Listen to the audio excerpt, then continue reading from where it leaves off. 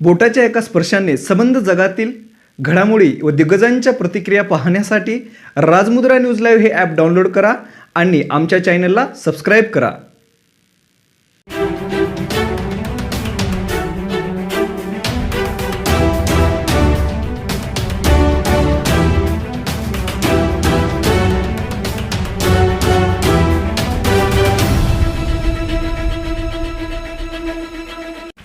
नमस्कार, मी श्रीराम मोटरगे राजमुद्रा news live मध्ये तुमचं स्वागत करतो. पाहूयात आजच्या ठळक घडामोडी.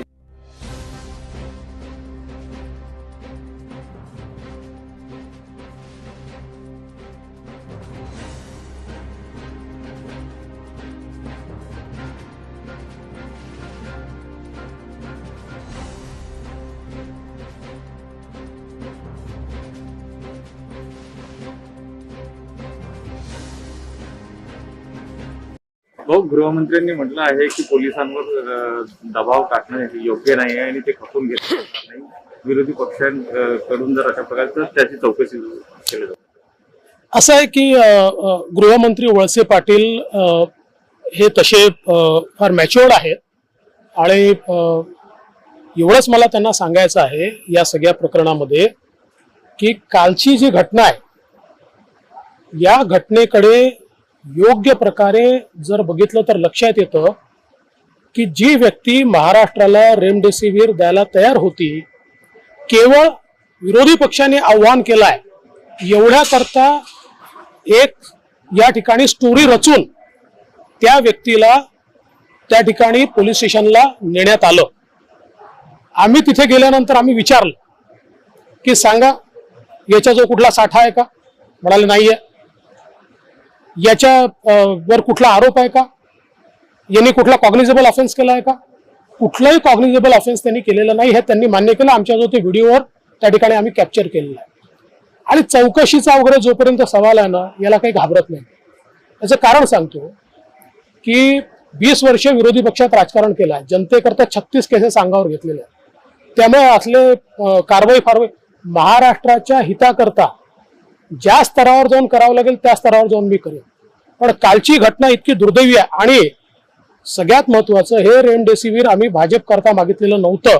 उलट आम्ही त्या ठिकाणी फूड अँड ड्रग्स मिनिस्टरला भेटून सांगितलं होतं दरेकरांनी की आम्ही फूड अँड ड्रग्सला हँडओव्हर करू आणि महानगरपालिकेला आम्ही हँडओव्हर करू इतकं स्पष्टपणे सांगितलं होतं.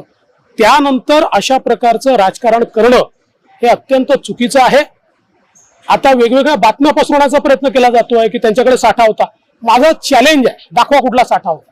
कारण त्या ठिकाणी स्वतः डीसीपींनी कबूल केलं की आमच्याकडे अशा प्रकारचा कुठलाही साठा सापडून आलेला नाही आणि म्हणून केवळ काल ही रचलेलं कुभांड होतं जे त्या ठिकाणी बाहेर पडलेलं आहे आणि महाराष्ट्राच्या हिताकरता मी करतच राहणार. नवाब मलिक यांनी म्हटलं आहे की महाराष्ट्राला रेमडेसिवीर मिळू नये यासाठी केंद्राने मनाई केली आहे की बघा मला कोणाशी वैयक्तिक काही कोणाच्या याच्यावर जायचं नाही. पण जेव्हापासनं नवाब मलिकांच्या जावयाला नार्कोटिक्स ब्युरोनी अटक केली आहे तेव्हापासनं ते अगदी पिसाळल्यासारखे विनाकारण केंद्र सरकारच्या विरुद्ध बोलत असतात, बिना पुराव्याचे बोलत असतात आणि म्हणून मला त्याच्यावर उत्तर द्यायचं कारण नाहीये. त्याचं उत्तर जे आहे ते स्पष्टपणे केंद्रीय मंत्र्यांनी काल दिलेलं आहे. नाना पटोलेंनी म्हटलं आहे की भाजप महाराष्ट्राला बदनाम करते. पण नाना पटोलेला मी उत्तरच देत नाही. नाना पटोले बघा एक केंद्रात पप्पू आणि दुसरे इथे आहेत त्यांना काय उत्तर द्यायचं? आम्ही राहुल गांधी नहीं देत नाही, नाना पटोले नहीं देत नाही. देखिए कल की जो घटना है वो बहुत स्पष्ट रूप से केवल भारतीय जनता पार्टी ने कोई रेमडेसिवीर की मांग नहीं की थी. हमने सरकार के लिए मांगा था. हमने जो मिनिस्टर है मिनिस्टर साहब को जाकर बताया था कि इस प्रकार से रेमडेसिवीर मिल सकता है, हम उसके लिए प्रयास करते हैं और हमको मिलेगा तो हम महाराष्ट्र के फूड एंड ड्रग्स डिपार्टमेंट को देंगे और महानगर पालिका को देंगे. और इसीलिए फूड एंड ड्रग्स डिपार्टमेंट ने पत्र भी इशू किया. उस पत्र में बीजेपी का नाम नहीं है. वो पत्र जो है वो पत्र आप देख सकते हैं, हमने वो कल दिखाया भी. लेकिन विरोधी पक्ष के कहने पर कैसे यहाँ पर रेमडेसिवीर मिलता है इसलिए उनको दोपहर में धमकी दी गई और शाम को उठाकर लेकर गए और कोई सीजर नहीं है. बिल्कुल झूठी बातें बताई जा रही है. वहां पर हमारे पास तो हमने रिकॉर्ड किया हुआ है डीसीपी का, हम उसको सामने नहीं लाना चाहते लेकिन वहां पर हमारे पास रिकॉर्ड है. उन्होंने मान्य किया कि उनके पास से कोई सीजर नहीं है या उनके पास कोई इतना सा भी स्टॉक वहां पर मिला नहीं है. इतना स्पष्ट होने के बावजूद केवल उन्होंने जिस प्रकार से ये कल की कार्रवाई की है, मैं इस राजनीति की निंदा करता हूं और जहां तक हम चौकसी करेंगे वगैरह इसका सवाल है, उसको मैं डरता नहीं हूं। महाराष्ट्र के हित में काम करता हूं, 20 साल विपक्ष में काम किया है, 36 केसेस मेरे ऊपर लगी है।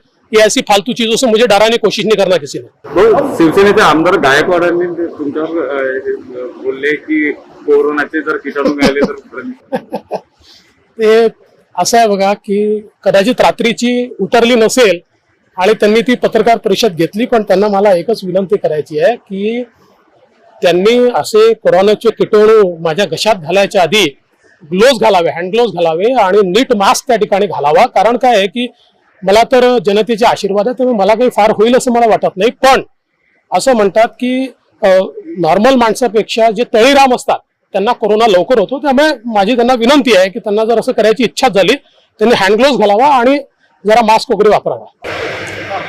हसन मुश्रीफ असं आहे की जे सन्माननीय केंद्रीय मंत्री पियुष गोयल यांच्याबद्दल हसन मुश्रीफ बोलले ते निंदनीय आहे। हसन मुश्रीफ काय माधुरी दीक्षित आणि डोनाल्ड ट्रम्प आहे का? त्यांनाही कोल्हापूर जिल्ह्याच्या बाहेर कोण ओळखतं? कोणीच ओळखत नाही। त्यामुळे मला असं वाटतं की अशा प्रकारचे स्टेटमेंट्स देणं अतिशय चुकीचं आहे। स्वतः पियुष गोयल यांनी महाराष्ट्रासोबत बैठक घेऊन महाराष्ट्राला ऑक्सिजन मिळवून देण्याच्या संदर्भातल्या सगळ्या व्यवस्था केल्या। एवढंच नाही तर भिलाई स्टील प्लांट असेल किंवा वेगवेगळ्या ठिकाणून कसं ऑक्सिजन मिळेल याची सगळी मदत त्यांनी केली। मागच्या काळात रेल्वेची सगळी मदत केली। आता प्रश्न एवढाच आहे की महाविकास आघाडीचे जे मंत्री आहेत हे कोणी काही काम करत नाही। हे सगळेचे सगळे सकाळ दुपार संध्याकाळ मीडियासमोर उभे राहतात, केंद्र सरकारला दोष देतात। याच्या व्यतिरिक्त आपल्याही जिल्ह्यामध्ये यांनी कोणी काही केलं नाही। हे सगळे बिळात शिरून बसलेले लोक आहेत। ताज्या घडामोडी पाहण्यासाठी राजमुद्रा न्यूज लाईव्हला सबस्क्राईब करा, बेल आयकॉन